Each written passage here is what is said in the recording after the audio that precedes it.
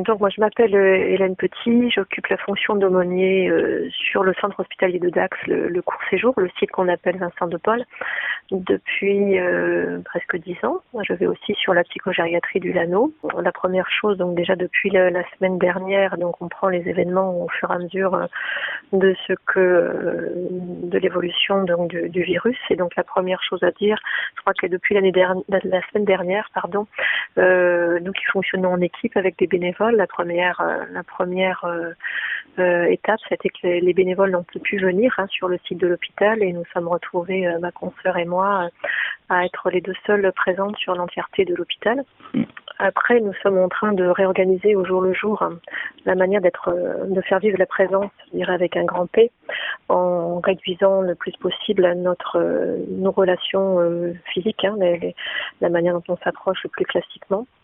Déjà, vous dire qu'à l'intérieur de l'hôpital, tout le monde est mobilisé et s'implique pour limiter la propagation du virus dont nous sommes peut-être porteurs de manière inconsciente, qu'il y a des règles vraiment drastiques et qu'à l'intérieur de l'hôpital, l'ambiance est très différente de l'extérieur de l'hôpital. Nous savons que c'est en nous protégeant individuellement, en respectant vraiment les gestes barrières avec parfois des aides au sol, avec des traits au sol pour nous inviter à respecter les distances entre les personnes. Vous dire aussi, rappeler que toutes les visites venant de l'extérieur sont interdites, sauf cas dérogatoire pour le service de pédiatrie, maternité et service de soins palliatifs.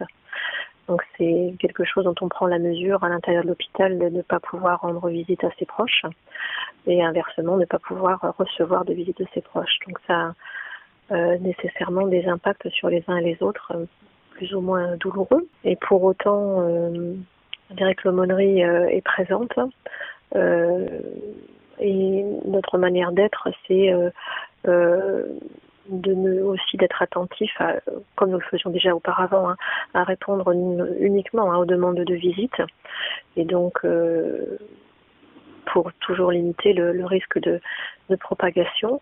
Mais nos visites sont possibles. La visite des aumôniers est possible. C'est quelque chose qui a été défini pour le moment avec la direction, notamment pour répondre. Le but premier, c'était répondre à l'isolement des personnes. Pour le moment, ce que j'observe moi, depuis la semaine dernière, c'est qu'on a plutôt une baisse des demandes. Je crois que pour le moment, c'est tout à fait... je vois ça avec la grille de lecture du moment, c'est qu'on est dans un tâtonnement, un inédit. Chacun est en train d'essayer de s'adapter et de voir comment on peut fonctionner de manière nouvelle. Et puis, moi, à chaque fois que je rencontre un personnel soignant, je leur explique qu'il y a des choses à créer, à inventer. On peut tout à fait être au téléphone avec des patients, on peut se donner des rendez-vous prières, on peut vivre de très très belles choses en limitant les rencontres physiques. Et puis ce qui me vient aussi là, c'est que j'ai vu une personne ce matin et ce dont aussi je me rends vraiment compte, c'est que nous sommes donc à distance physique, nous ne serrons pas la main évidemment, et nous portons un masque. Et donc il y a des personnes qui nous voient pour la première fois, ne voient que notre regard et comment l'impact, le regard est d'autant plus important et comment moi je pourrais avoir des expressions un peu plus appuyées pour dire bien d'autres choses que je ne peux pas dire avec l'entièreté de mon visage ou de ma proximité physique que j'aurais plus habituellement. Donc ça c'est quelque chose qui est très beau à vivre et ça fonctionne très bien d'ailleurs. On n'a pas besoin de se toucher pour pouvoir être en communion et être en lien. Comme beaucoup de monde dans les Landes, on a plus de place qu'ailleurs. En tout cas, moi j'ai de l'espace dans ma maison, j'ai un jardin. Tout le monde n'est pas comme ça dans les Landes. On peut vivre aussi en appartement et être un peu trop nombreux par rapport à l'espace qu'on a. Mais en tout cas, moi de mon côté, c'est une vraie chance. Donc, mais je trouve ça très très chouette, très enrichissant.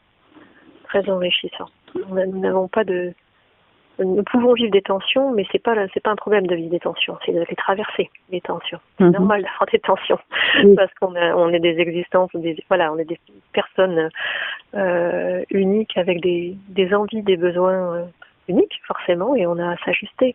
Quand on est dans notre vie classique plus projeté dans les relations avec les autres, et là on est plus face à soi-même, et là c'est une opportunité de croissance et de richesse de vie intérieure.